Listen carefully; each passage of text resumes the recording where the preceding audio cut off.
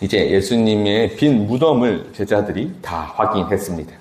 제자들은 이제 이 예수님의 빈 무덤을 다 확인하고 각자의 집으로, 자기 집들로 다 돌아갔죠. 그러나 마리아는 무덤 밖에 서서 울고 있었습니다. 오늘 본문 11절에서는 마리아는 무덤 밖에 서서 울고 있더니 울면서 구부려 무덤 안을 들여다보니 그때 두 천사가 무덤 안에 있었습니다. 흰옷 입은 두 천사가 예수의 시체에 뉘었던 곳에 하나는 머리편에 하나는 발편에 앉았더라. 이 천사는 모든 복음서에서 공통적으로 나타나는 모습 중에 하나는 흰 옷을 입은 그 하나님의 영광을 드러내고 있는 듯한 모습이었죠. 그리고 그 천사들은 하나님의 영광 가운데 있는 그 모습으로 마리아에게 질문합니다. 천사들이 이르되 여자여 어찌하여 우느냐 이르되 사람들이 내 주님을 옮겨다가 어디 두었는지 내가 알지 못함이니이다. 당시 유대인들에게 있어서 이 장례와 장사는 굉장히 중요한 의미를 가지고 있습니다. 시체에 대한 훼손은 끔찍한 결례라 생각했죠. 그러니 이 마리아가 지금 예수님을 향한 그 마음이 어떠하겠습니까? 예수님이 십자가에 달리실 때도 아무것도 행하지 못하였으며 그의 장례도 그녀가 행할 수 없었죠. 지금 그나마 그 장사를 잘 지내기 위함으로 향품을 바르려 했으나 그것마저 행하지 못했으니 그녀의 슬픔은 얼마나 컸을까요? 그런 그녀의 슬픔은 당연했지만 사람의 시선에선 당시 유대의 문화에선 너무나도 당연했지만 천사들의 이 질문, 여자여 어찌하여 우느냐라는 이 질문은 예수의 부활을 알지 못하느냐라는 아주 본질적인 질문을 던지고 있던 것입니다. 누가복음 24장 6절 속 천사는 이렇게 말합니다. 여기 계시지 않고 살아나셨느니라. 갈릴리에 계실 때에 너희에게 어떻게 말씀하셨는지를 기억하라. 이 질문을 들은 이 마리아는 여전히 예수님을 보았으나 알지 못하는 상황도 오늘 본문에선 나타나고 있었습니다. 요한복음 10장 14절에선 이 말을 하고 뒤로 돌이켜 예수께서 서 계신 것을 보았으나 예수인 줄 알지 못하더라. 당시 애통하는 깊은 슬픔에 빠져서 눈물이 눈을 가려서 마리아가 알지 못했을 수도 있을 것이지만 예수님의 부활을 전혀 생각지 못하고 있던 그녀이기에 그녀가 바로 눈앞에 서 있던 그를 예수님을 보고 바로 떠올리진 못했을 수도 있을 것 같습니다. 무엇이 되었든 지금 예수를 알아보지 못하고 그저 동산지기로 생각하는 것이 오늘 본문 속 말씀이죠. 15절에선 예수께서 이르시되 여자여 어찌하여 울며 누구를 찾느냐 하시니 마리아는 그가 동산지기인 줄 알고 이르되 주여 당신이 옮겼거든 어디 두었는지 내게 이르소서 그리하면 내가 가져가리이다. 여전히 예수의 시체를 찾고 있는 이 마리아. 그러나 그 앞에 그녀의 앞에 서 있는 분이 바로 그녀가 찾는 예수님인 것이죠. 부활을 믿는 것도 예수님을 눈앞에 두고 그를 바라보는 것도 모두 사람이 행하고자 한다고 한들 할 수 없던 것이 오늘 본문 속의 가장 강력한 말씀 중 하나입니다. 그를 보려고 해도 그를 찾는다 해도 찾을 수 없고 볼 수 없었습니다. 그리고 이내 예수님께서는 그녀의 이름을 불러주시죠.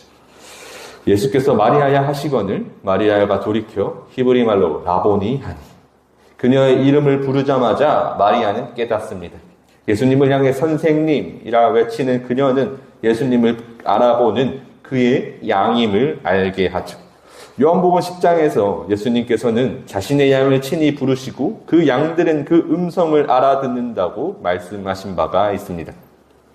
요한복음 10장 27절에선 내 양은 내 음성을 들으며 나는 그들을 알며 그들은 나를 따르니라.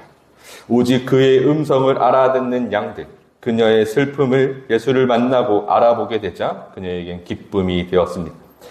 예수를 찾고 예수를 눈앞에 두고도 알아보지 못했고 찾을 수 없었던 그녀는 그 음성을 듣자 예수님인 줄 깨닫고 그 앞으로 나아갔죠.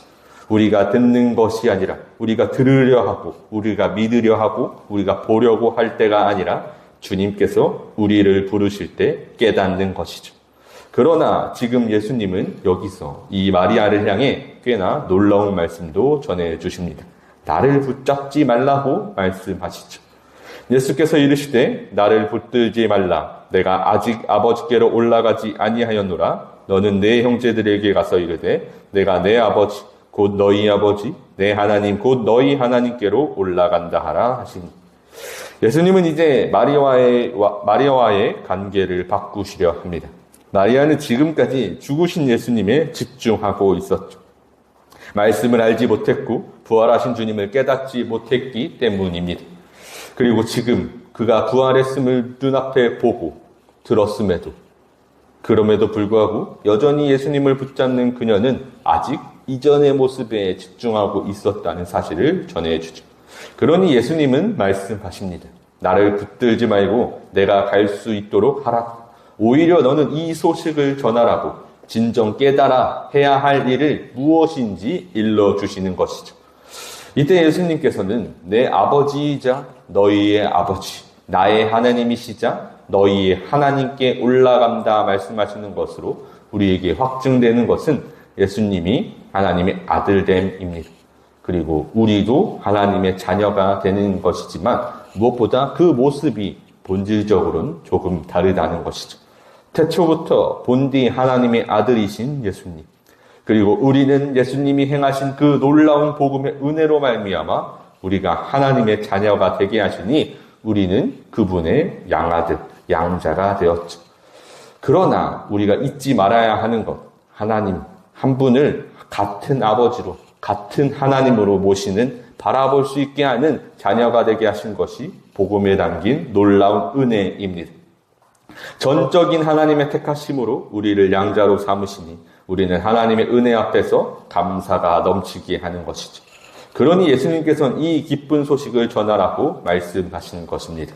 그리고 예수님의 말씀에 이제 마리아는 그 소식을 전하는 자가 되죠. 18절에선 막달라 마리아가 가서 제자들에게 내가 주를 보았다 하고 또 주께서 자기에게 이렇게 말씀하셨다 이르니라. 애통하며 빈 무덤에서 슬퍼하던 그녀가 이제는 기쁜 소식을 전하며 예수님을 전하는 자가 되었습니다.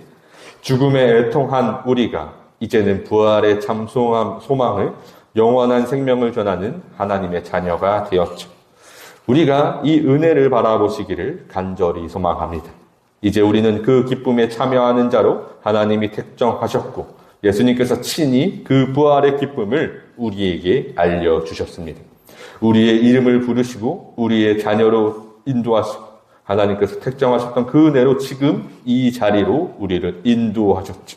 그러니 이 기쁜 소식을 듣고 그 기쁜 소식을 온전히 전하여서 이 세상에 하나님의 뜻에 순종할 수 있는 주님의 자녀가 진정되시기를, 저와 여러분이 되시기를 주님의 이름으로 축복합니다.